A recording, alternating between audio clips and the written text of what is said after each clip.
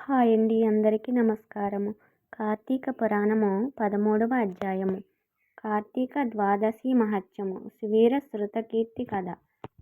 ముందుగా ఈ వీడియో చూసినట్లయితే లైక్ కొట్టడం మాత్రం మర్చిపోకండి. ఓం నమ శివాయ అని కామెంట్ చేయండి. మరిన్ని వీడియోస్ కోసం సబ్స్క్రైబ్ చేసుకోండి. వశిష్ఠుడిట్లు చెప్పెను. జనక రాజా, కార్తీక మాసమందు చేయదగిన ధర్మములను చెప్పెదను. నీవు స్వచ్ఛమైన మనస్సుతో వినుము. ఆ ధర్మములన్నీయు ఆవశ్యకములైనవి. రాజా, కార్తీక ధర్మములు మా తండ్రి అయిన బ్రహ్మచేత నాకు చెప్పబడినవి. అవి అన్నీయు చేయదగినవి. చేయని ఎడల పాపము సంభవించును.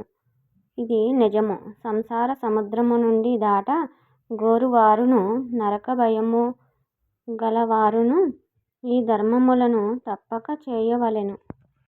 కార్తీక మాసమందు కన్యాదానము, ప్రాతస్నానము, శిష్టుడైన బ్రాహ్మణుని పుత్రునకు ఉపనయనము చేయించుటకు ధనమిచ్చుట, విద్యాదానము, వస్త్రదానము, అన్నదానము ఇవి ముఖ్యములు.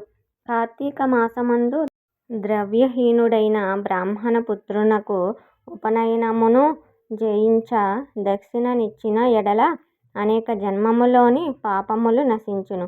తన ద్రవ్యమిచ్చి ఉపనయనము చేయించినప్పుడు ఆ వటువుచే చేయబడిన గాయత్రి జప ఫలముల వలన పంచమహాపాతకములు భస్మమగును.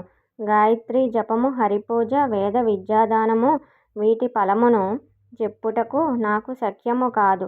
10,000 తటాకములను త్రవ్వించు పుణ్యమును, 100 రావి చెట్లు పాతించిన పుణ్యమును, 100 దిగుడు బావులు, 100 బావులు త్రవ్వించిన పుణ్యమును, 100 తోటలు వేయించిన పుణ్యమును, ఒక బ్రాహ్మణున కుపనయనము చేయించిన పుణ్యములో 16వ వంతుకు కూడా సరిపోవు. కార్తీక మాసమందు ఉపనయన దానము చేసి తరువాత మాఘమాసమందు గాని వైశాఖ మాసమందు గాని ఉపనయనమును చేయించవలయును. సాధువులు శ్రోత్రియులును అగు బ్రాహ్మణుల కుమారులకు ఉపనయనము చేయించిన ఎడల అనంత ఫలము గలదని ధర్మవేత్తలైన మునులు చెప్పిరి. ఆ ఉపనయనములకు సంకల్పము కార్తీక మాసమందు చేయవలెను. అట్లు చేసిన ఎడల కలిగెడి ఫలమును చెప్పుటకు భూమియందు కాని స్వర్గమందు కాని ఎవ్వనికి సామర్థ్యము కలదు. పరద్రవ్యము వలన తీర్థయాత్రయు దేవబ్రాహ్మణ సంతర్పణము చేసిన ఎడల ఆ పుణ్యము ద్రవ్యదాతకు కలుగును. కార్తీక మాసమందు ధనమిచ్చి ఒక బ్రాహ్మణునకు ఉపనయనమును వివాహమును చేయించిన ఎడల అనంత ఫలము కలుగును. కార్తీక మాసమందు కన్యాదానమాచరించువాడు తాను పాప విముక్తుడగును. తన పితరులకు బ్రహ్మలోక ప్రాప్తి కలిగించిన వాడగును.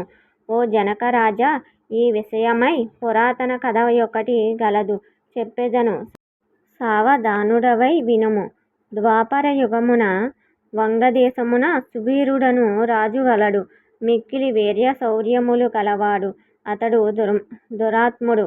ఆ రాజు కొంతకాలమునకు దైవయోగము వలన దాయాదుల చేత జయించబడిన వాడై రాజ్యభ్రష్టుడై అరోతవా ఏష ఆత్మనోయత్పత్నీత అను శృత్యుక్త ప్రకారముగా భార్య అర్ధాంగి గనుక ఆమెను కూడా తీసుకొని అరణ్యమునకు పోయి ధనము లేక జీవించుటకై చాలా దుఃఖపడుచుండెను. ఆ అరణ్యమందు రాజును భార్యయు కందమూలాదులు భక్షించుచు కాలమును గడుపుచుండురు. అట్లుండగా భార్య గర్భవతి ఆయెను. నర్మదా తీరమందు రాజు పర్ణశాలను నిర్మించెను. ఆ పర్ణశాలయందామె సుందరి అయిన ఒక కన్యను గనెను. రాజు అరణ్య నివాసము, వన్యాహారము, అందు సంతాన సంభవము, సంతాన పోషణకు ధనము లేకుండుట మొదలైన వాటిని తలచుకొని తన పురాకృత పాపమును స్మరించుచు బాలికను కాపాడుచుండెను. తరువాత పూర్వపుణ్య వశముచేత ఆ కన్యక వృద్ధి నొంది సౌందర్యముతోనూ లావణ్యముతోనూ ఒప్పియున్నదై చూచువారికి నేత్రానందకారిణియై యుండెను. ఆ చిన్నదానికి 8 సంవత్సరముల వయస్సు వచ్చినది. మనస్సుకు బహురమ్యముగా ఉన్నది.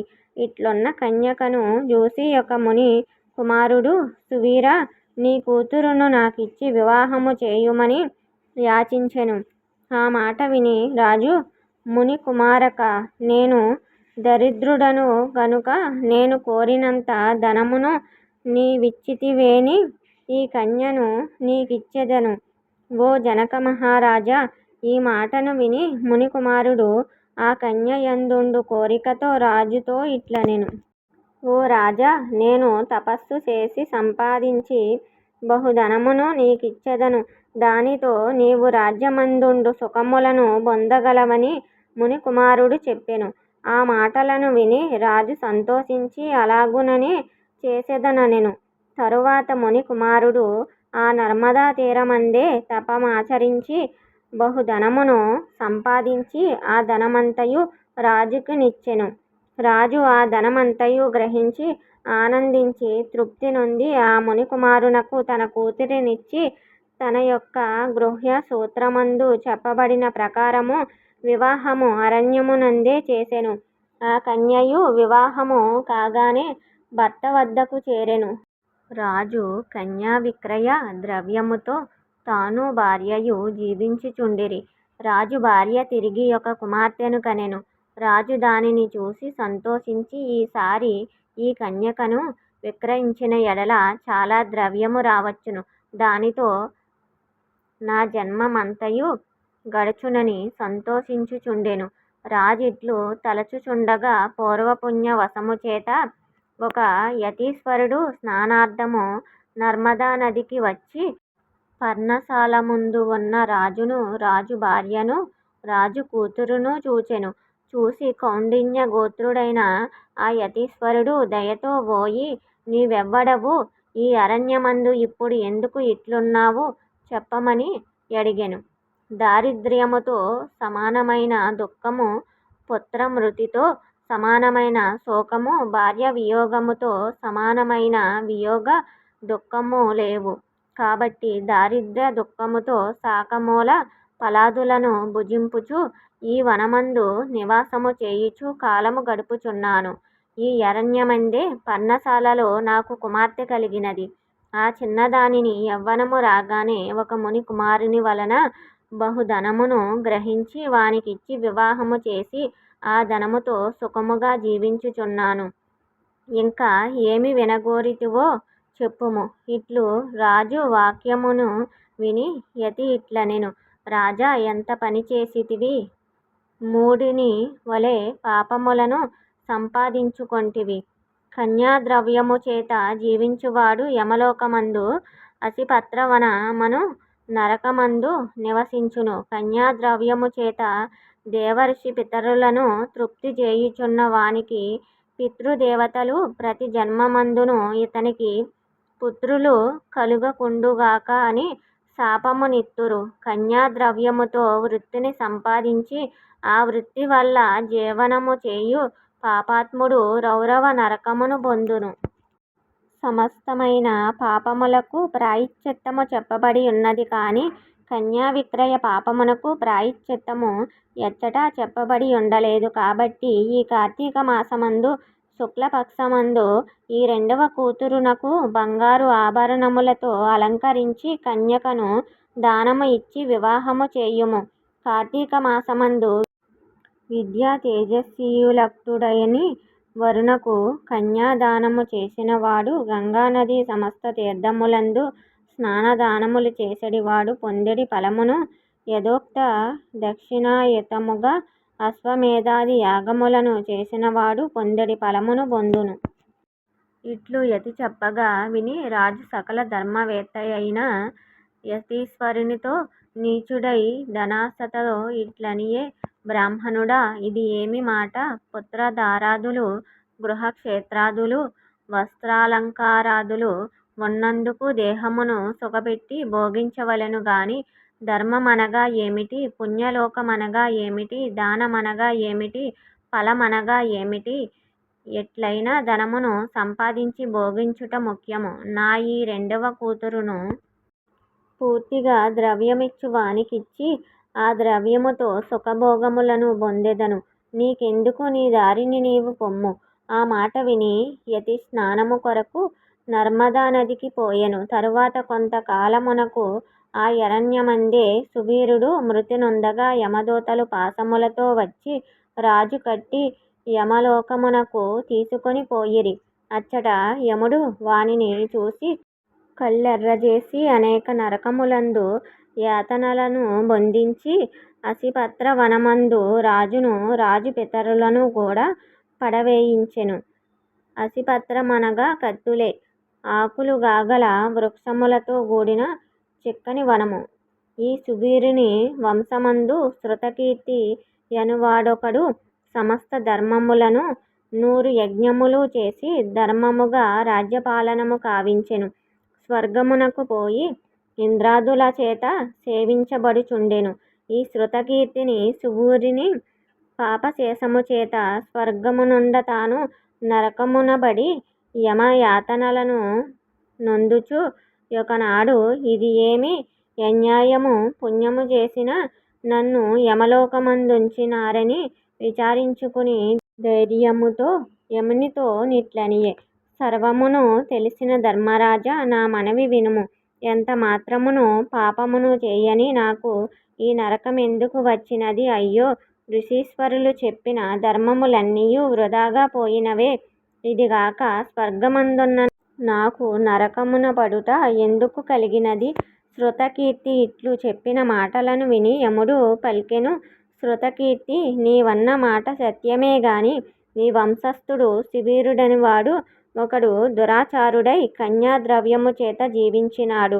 ఆ పాపము చేత వాని పితరులైన మీరు స్వర్గస్థులైనను నరకమందున్నారు. తరువాత భూమియందు దుష్టయోనులందు జన్మించెదరు. శృతకీర్తి వినుము. సువీరుని యొక్క 2వ కుమార్తె ఉన్నది. నర్మదా నది తీరమందు పర్ణశాలలో తల్లి వద్ద ఉన్నది. దానికింకను వివాహము కాలేదు. కాబట్టి నీవు నా ప్రసాదము వలన ఈ దేహముతో అచ్చటికి పోయి అచ్చటనున్న మునులతో ఈ మాటను చెప్పి కార్తీక మాసమందు ఆ కన్యను యోగ్యుడైన వరునికిచ్చి కన్యాదానము పెండ్లి చేయుము. కార్తీక మాసమందు సర్వాలంకార యుక్తమైన కన్యను వరునికిచ్చి వాడు లోకాధిపతియగును. శాస్త్ర ప్రకారము కన్యాదానము ప్రశస్తము. అట్లు కన్యాదానము చేయుటకు కన్యా సంతానము లేనివాడు ఒక బ్రాహ్మణునకు ధనమిచ్చిన ఎడల ధనదాతయను లోకాధిపతియగును. కన్యలు లేనివాడు 2 పాడి ఆవులనిచ్చి కన్యకను తీసుకొని వరునికిచ్చి వివాహము చేసిన ఎడల కన్యాదాన ఫలమును పొందును. కాబట్టి నీవు శీఘ్రముగా పోయి బ్రాహ్మణులకు కన్యామూల్యము ఇమ్ము. దానిచేత నీ పితరులందరూ తృప్తి నొంది నిత్యము సంతోషింతురు. శృతకీర్తి యముని మాట విని అట్లేనని యమునకు వందనమాచరించి నర్మదా తీరమందున్న కన్యను సువర్ణాభరణములతో కార్తీక శుక్లపక్షమందు ఈశ్వర ప్రీతిగా విద్యుక్తముగా కన్యాదానము చేసెను. ఆ పుణ్యమహిమ చేత సువీరుడు యమపాశ విముక్తుడై స్వర్గమునకు పోయి సుఖముగా నుండెను. తరువాత శృతకీర్తి 10 మంది బ్రాహ్మణ బ్రహ్మచారులకు కన్యామూల్యమును ఇచ్చెను. దానిచేత వాని పితరులందరూ విగత పాపులై స్వర్గమునకు బోయిరి. తానును యథాగతముగా స్వర్గమును చేరెను. కాబట్టి కార్తీక మాసమందు కన్యాదానమాచరించువాడు విగత పాపుడగును. ఇందుకు సందేహము లేదు. కన్యామూలము ఇవ్వలేని వారు మాటతోనైనా వివాహమునకు సహాయము చేసిన వారి పుణ్యమునకు అంతము లేదు. కార్తీక మాసమందు కార్తీక వ్రతమాచరించువాడు హరి సాయుజ్యమును పొందును. ఇది నిజము, నా మాట నమ్ముము. ఈ ప్రకారముగా కార్తీక వ్రతమాచరించని వారు రౌరవ నరకమును పొందుదురు. కార్తీక పురాణము 13వ అధ్యాయము సమాప్తము. ఈ వీడియో మీకు నచ్చినట్లయితే లైక్ చేసి, షేర్ చేసి, సబ్స్క్రైబ్ చేసుకోండి. ఓం నమఃశివాయ అని కామెంట్ చేయండి. మళ్ళీ 14వ అధ్యాయంలో కలుద్దాము. అంతవరకు సెలవు. మన ఛానల్లో కుకింగ్ వీడియోస్ కూడా ఉన్నాయి. మీకు కుదిరితే చూడండి. ఓం నమఃశివాయ.